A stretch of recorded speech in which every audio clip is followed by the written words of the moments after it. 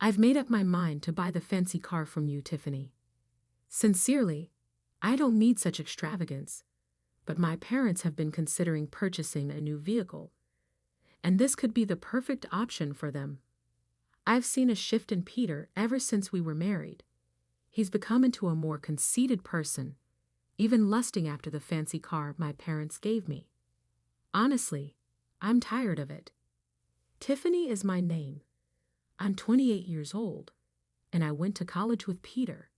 It has been 3 years since our marriage. Peter is the social butterfly. Everyone likes him, which is completely unlike me. I have few close pals and am more of an introvert. Our relationship took a surprising turn when it began. Initially, we connected over. As time went on, our relationship moved forward smoothly, on the surface at least. We graduated, got married, and settled into a condo. I found a stable job at a company, while Peter continued his graduate studies and part-time work. When I told my mom about our engagement, she was thrilled, though she admitted she and my dad were beginning to worry about when I'd finally introduce a boyfriend. I felt a little guilty for not telling them about Peter sooner, but my mom, understanding my independent nature, was simply happy knowing I had someone in my life who cared about me. My parents have always been my role models. They met in college, just like Peter and me, and have maintained a deep love and respect for each other throughout the years. My dad worked his way up the corporate ladder, while my mom pursued her passion for cooking, eventually teaching culinary classes. They always respected each other's independence and supported each other's dreams, and I hope to create a marriage like theirs. Despite growing up in a well-off family, I've always valued independence. That's why I didn't pursue graduate school like Peter. I wanted to stand on my own and build my own life. My dream has always been simple, to have a family like the one I grew up in, with a strong marriage and perhaps children someday. It may sound straightforward, but for someone like me, it's a significant goal. After Peter and I moved in together, things started to change. Peter was still in graduate school and working part-time, but he didn't contribute much financially. When I gently brought it up, suggesting it would help if he used more of his income for our expenses, he brushed it off, saying, "I do contribute, you know. Didn't you say you take care of the living expenses when we moved in together, Tiffany?" His words made me uneasy. Peter had always dreamed of becoming a professor, and that's why he was so focused on his graduate studies. But while he chased his ambitions, I was left feeling like I was carrying most of the financial burden alone. I had reassured Peter not to worry about finances, given my stable job, but when he shot back at me, I could only mumble a weak agreement, unsure of how to respond. Peter let out a heavy sigh. "You wouldn't understand, Tiffany. Being a graduate student is expensive." He paused before adding, "Besides, socializing is part of it too." Then, as if it were an afterthought, he said, "Oh, and I need $11,000 for a research trip. Can you lend it to me? I'll pay you back later." Requests like these became more frequent, and the strain on our relationship grew. He started spending more nights away, leaving me alone with cold, untouched meals and unanswered phone calls. When he finally returned, often in good spirits, I found myself forgiving him. Out of the blue, he'd suggest, "Hey, Tiffany, remember you wanted to go somewhere? I have tomorrow off. Let's go." Or he'd compliment my cooking, making me feel momentarily appreciated. Every time Peter showed kindness, I caught glimpses of the happy marriage I longed for. It made me hesitate to confront the deeper issues. Even though deep down, I knew something was wrong. I felt increasingly lonely and anxious, trapped in a cycle of brief moments of joy, followed by prolonged periods of solitude. I found myself unable to share these struggles with anyone, especially my parents, who were genuinely thrilled about our marriage. Even so, they must have sensed that something was off. I hadn't visited them in a while, and when I finally did, my dad suggested I stay for dinner. My mom prepared an elaborate meal to welcome me, and during the meal, my dad mentioned that Aunt Lori had recently visited. "She wanted to see you," he said, describing her as spontaneous, ambitious, and fiercely independent, the same traits that had always defined her. "I'll reach out to her soon." "Thanks, Dad," I replied, appreciating their subtle way of encouraging me to reconnect with family. As my dad reminisced about how much Lori cared for me, he smiled, recalling how she playfully teased that Peter had stolen me away, even though she had never intended to marry herself. Before I met Peter, Lori had been more a confidant than an aunt. I could talk to her about things I couldn't discuss with my parents. She understood me on a deeper level and had always been there to support me. Especially in the beginning, I had always been too timid to discuss my relationship with Peter, especially with Lori, but now I felt eager to reconnect. A few days after visiting my parents, I met Lori at a cafe. She was as stylish as ever. As she looked over my outfit, she offered gentle advice. "You know, Tiffany, marriage is just the beginning of a lifelong journey for a woman. You should always feel confident and attractive, no matter what. Your clothes can make a big difference, so don't forget to take care of yourself." With a graceful smile, she took a sip of her tea. I realized how much I had neglected my own interests. "I apologize for not keeping in touch," I said, feeling guilty. Lori chuckled and replied, "That's so typical of you, Tiffany. It's good to be honest and serious, but being too timid often comes from a lack of experience. Still, I was thrilled when I heard you found someone special. I thought, finally, Tiffany is taking a step forward." It had been ages since I spent time with someone on a day off, and the weather was perfect, making our outing even more refreshing. We settled on the terrace, basking in the warm sunlight. In that tranquil moment, I felt comfortable enough to share my concerns with Lori. At first, I had believed that even someone as reserved as I could make a relationship work with Peter, but lately, doubts had been creeping in. Lori listened attentively, nodding empathetically without interrupting. When I finished, she asked softly, "I suppose you haven't mentioned any of this to your parents, have you, Tiffany?" "No," I admitted. "I even hesitated to tell you today. I didn't want to reveal my vulnerabilities to anyone. I thought I should be able to handle this on my own, to prove that I can be truly independent. If Mom and Dad found out, they'd probably want me to move back home right away. I want to try and handle this by myself as much as I can." Lori respected my decision, not pushing the matter further, but she gently assured me, "If you ever need help, let me know. If my dear Tiffany asks, I'll be there for you no matter where I am."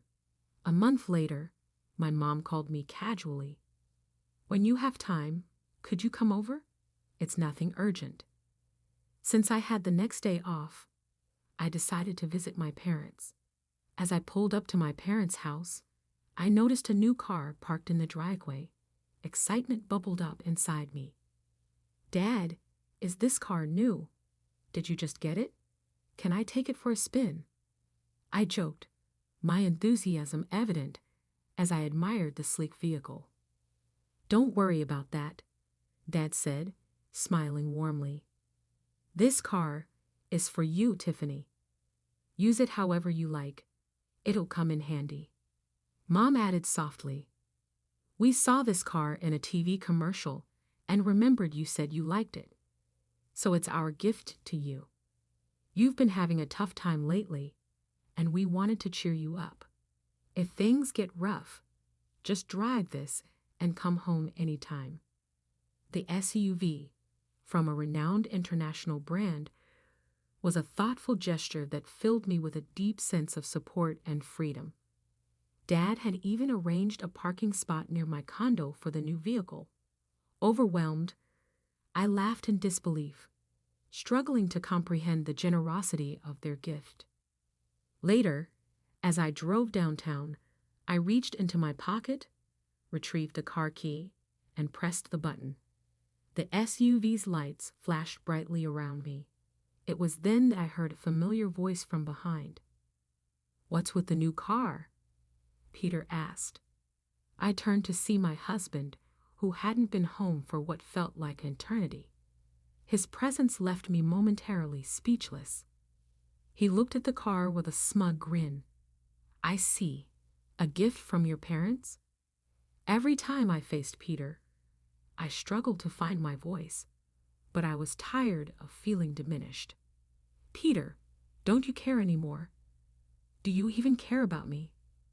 I managed to ask, summoning my courage. Peter's response was a bombshell. "Are you just realizing this now? Did you think I loved you all this time? It's ridiculous how hopeful you are," he said, his mocking laughter echoing in my ears. Something inside me snapped. "Then why did you marry me?" I retorted, louder than usual. Peter's cold reply was shocking. "Wow, you're going to be that blunt about it? So marrying me was just a means to an end for you, huh? And now you want the car too. It's wasted on you." I couldn't believe the harshness of his words. Peter remained unfazed by the pain he caused, with chilling indifference. He added, "You know we're getting a divorce. Without me, you'll never find another man. Think about it." With those cruel words, Peter left without a second glance, leaving me feeling both angry and heartbroken. My head pounded with a headache as I sat in the driver's seat, trying to calm myself. Eventually, I reached out to Aunt Lori for advice. After a few days of reflecting on the situation, I agreed to the divorce and moved back in with my parents. They welcomed me with open arms, and for a while, life felt peaceful again. However, that peace was short-lived. One afternoon, Peter showed up at my parents' house, accompanied by his parents. They all settled into the living room, and Peter's father spoke in a stern tone. "We're here to discuss our son's divorce," he began. As the conversation about the divorce unfolded, I took a firm stand. "If you don't agree to the divorce," I warned Peter, "I'll use Mike On's connections at the university to jeopardize your future. It wouldn't be hard to damage the career of a junior registrar if their daughter files a complaint." Peter, who genuinely cared for me, was taken aback by my approach. He felt my tactics were aggressive and intimidating, as if I was trying to force his hand. His father argued vehemently. "We could easily contest the divorce," he said. "Tiffany, beneath her simple appearance, is manipulative and greedy. Poor Peter, I heard she even paid him to stay away. She must have entertained other men. We should take this to family court and claim Peter was coerced into this divorce. But if Tiffany were to make a genuine apology, maybe things could be different. For instance, if she gave up the car she's been driving, it might help smooth things over." Peter and his parents listened silently, absorbing his father's protests. Just then, the doorbell rang, and my mom answered it. Aunt Lori walked in, appearing behind her. "Sorry I'm late," Lori said, joining the discussion. "How's it going?" Peter's family, who had met Lori only once at my wedding, was taken aback. "What are you doing here?" Peter's mother objected. "It's rude to barge in like this. We're in the middle of something." Lori remained unfazed.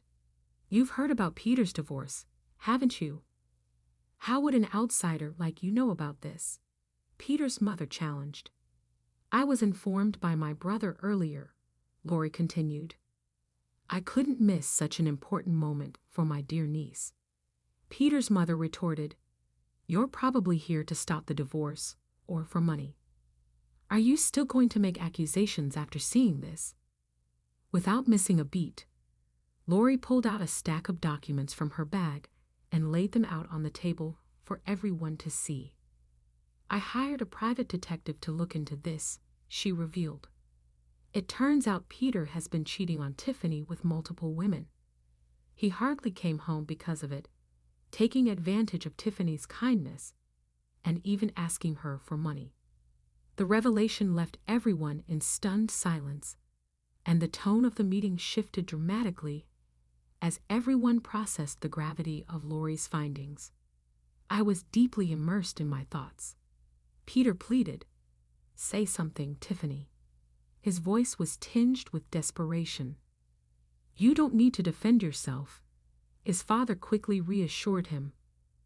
We'll handle this. It's not your fault. That's right, Peter's mother added. These documents, from who knows where, are surely fabricated. Our Peter would never engage in such acts. He's a kind, outstanding son. Kind to his parents, maybe, Aunt Lori interjected sharply. But it seems his kindness doesn't extend beyond that. Beneath her calm demeanor, Aunt Lori was resolute. She pulled out a photograph from the stack of documents. I was at a hotel for a business meeting recently and saw William there with another woman, looking quite cozy. I had the detective look into William as well, and the results were just as I suspected. Do you understand now? Peter's mother's face went pale as she grabbed the documents and examined them closely. What is this, William? How long has this been going on? It's all lies, isn't it? Kayla, stop looking, William said, trying to snatch the documents from her. But it was too late. Kayla, visibly distraught, confronted William. You've been cheating on me. The car you wanted so badly was for her, wasn't it? No matter how much William tried to calm her down, Kayla was inconsolable. She stormed out of the house, tears streaming down her face, with William trailing behind, desperately trying to explain. In the ensuing chaos, Peter blurted out, Hey, wait, what about me? He followed them out, equally confused. The rest of us were left in stunned silence, but Aunt Lori wore a satisfied smile, giving me a knowing wink. It was clear she had anticipated the dramatic turn of events and the revelations that needed to come to light. After the tumultuous events, Aunt Lori shared with me that Peter's parents had eventually divorced. You won't fall for such a terrible man again, she assured me. Let's make you even more attractive. I'll teach you everything about grooming and self-care. Despite her busy schedule, Aunt Lori frequently visited, taking me out for meals and shopping trips. During this time, I absorbed a great deal from her, gaining a new perspective on self-care and confidence. A year after the divorce, I made a decision to attend graduate school. I dedicated myself to my studies and personal development, a period of transformation for me. One day, while at a street intersection, I heard someone call my name. Turning around, I found Peter standing there. It's been a while. You've changed a lot, he remarked, with a hint of surprise in his tone. I barely recognized him at first. To Peter, the woman he once knew as his plain ex-wife had evolved into someone stunningly beautiful and confident. Peter's life had turned south in the interim. He had left graduate school after his parents' highly publicized divorce scandal, and his parents, William and Kyla, had stopped providing financial assistance because of the turmoil he had created. Peter found it difficult to cover his living bills and tuition. His former easygoing lifestyle was a faraway recollection. His old glory had disappeared practically quickly, and the women who had once expressed interest in him had moved on. Just as Peter was going to recommend catching up, a man came over. "Regret the wait. Are you pals with Tiffany?" he inquired. It was Kevin, the guy I'd only recently begun dating. The timely arrival of Kevin highlighted the new chapter that Peter was starting in my life.